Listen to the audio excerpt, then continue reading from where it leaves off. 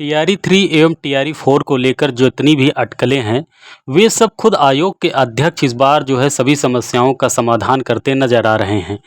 अध्यक्ष रवि मनु भाई परमार ने मंगलवार को कहा कि आयोग द्वारा पूर्व से घोषित एग्जाम कैलेंडर के अनुरूप 24 अगस्त से चौथे चरण की शिक्षक नियुक्ति परीक्षा टीआरई 4 का आयोजन संभव नहीं है, क्योंकि टीआरई 3 का रिजल्ट जारी होने और अभ्यर्थियों के योगदान के बाद रिक्त पदों को वापस भेज देने के बाद ही सरकार नई वैकेंसी देगी, क्योंकि बैकलॉग की वैकेंसी भी नए विज्ञापन में शामिल की जाती है। 65% आरक्षण पर सरकार का निर्णय नहीं आने के कारण अभी टीआरई 3 के रिजल्ट प्रकाशन में देरी लगेगी, इसलिए टीआरई 4 के आयोजन में थोड़ी देर होना स्वाभाविक है। वहीं होने वाली टीआरई 3 की परीक्षा के लिए कुछ उन्होंने महत्वपूर्ण निर्देश देते हुए कहा कि तीसरे चरण की शिक्षक नियुक्ति परीक्षा के हर अभ्यर्थी के लिए ई एडमिट कार्ड के साथ फोटो पहचान पत्र रखना अनिवार्य होगा। परीक्षा से 2.5 घंटे पहले अभ्यर्थियों का परीक्षा कक्ष में प्रवेश शुरू होगा और 1 घंटा पहले परीक्षा कक्ष में प्रवेश बंद हो जाएगा। ई एडमिट कार्ड के बार कोड की स्कैनिंग के बाद ही परीक्षा कक्ष में प्रवेश दिया जाएगा।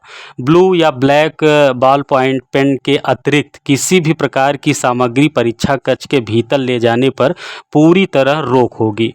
ओमार आंसर सीट में प्रश्न पुस्तिका की सीरीज अंकित रहेगी। हर परीक्षा केंद्र पर जैमर की व्यवस्था की गई है। हर परीक्षार्थी का बायोमेट्रिक और फेशियल स्कैनिंग भी लिया जाएगा। आरक्षण के मामले पर बीपीएससी अध्यक्ष ने कहा कि 65% आरक्षण मामले पर पटना हाईकोर्ट के निर्णय के बाद राज्य सरकार के निर्णय और निर्देश के अनुरूप ही आरक्षण पॉलिसी अपनाई जाएगी और इसके बाद ही रिजल्ट आएगा। उन्होंने कहा कि जल्द निर्णय आ जाने की स्थिति में परीक्षा से 20 से 30 दिनों के भीतर वह रिजल्ट दे सकते हैं। प्रधानाध्यापक और प्रधान शिक्षक का रिजल्ट भी उन्होंने आरक्षण पर सरकार के निर्णय के बाद ही जारी करने की बात कही है। वेटिंग लिस्ट की रिजल्ट को लेकर बीपीएससी ने इस बार साफ कह दिया है। बीपीएससी अध्यक्ष ने कहा कि टीआरई 3 में वेटिंग लिस्ट नहीं बनेगी, क्योंकि बिना नियुक्ति करने वाले विभाग के आग्रह के आयोग ऐसी सूची नहीं बनाता। टीआरई 1 का सप्लीमेंट्री रिजल्ट भी उन्होंने विभाग द्वारा मांगे जाने पर ही दिया था और आगे भी वो ऐसा ही करेंगे। इस बार टीआरई 3 की परीक्षा को पूरी तरीके से सुचारू और सफल करने के लिए उन्होंने कहा कि तीसरे चरण की शिक्षक नियुक्ति परीक्षा की लाइव स्ट्रीमिंग भी होगी। इसके लिए हर परीक्षा केंद्र के प्रवेश द्वार से लेकर हर कक्ष में चप्पे चप्पे पर सीसीटीवी कैमरे लगाए गए हैं और सभी 404 परीक्षा केंद्रों को मिलाकर इनकी संख्या 10,000 से भी अधिक है। जिला मुख्यालयों के साथ साथ बीपीएससी कार्यालय में बने कंट्रोल रूम में भी इनके माध्यम से परीक्षा की निगरानी की जाएगी। इसके लिए बीपीएससी कार्यालय में भी जिलावार अधिकारी नियुक्त किए गए हैं। तीसरे चरण की शिक्षक नियुक्ति परीक्षा में 4,256 गेस्ट टीचर शामिल होंगे। वहीं हम बात कर लें उत्तर प्रदेश के जूनियर एडेड शिक्षक भर्ती परीक्षा की, तो एडेड जूनियर हाई स्कूल में प्रधानाध्यापक एवं सहायक अध्यापक के करीब 1894 पदों की भर्ती एक पहेली बन गई है। मार्च 2021 के विज्ञापन पर 17 अक्टूबर 2021 को परीक्षा कराए जाने के बावजूद भर्ती आज तक पूरी नहीं हो सकी है। परीक्षा में सफल कुल 43,610 अभ्यर्थी मेरिट तय नहीं होने के कारण अटके हुए हैं। मामले पर याचिका हाईकोर्ट में निस्तारित हो गई, कोर्ट तक गई और कोर्ट से निस्तारित हो गई। इसके बावजूद नियुक्ति प्रक्रिया शुरू नहीं की जा रही है।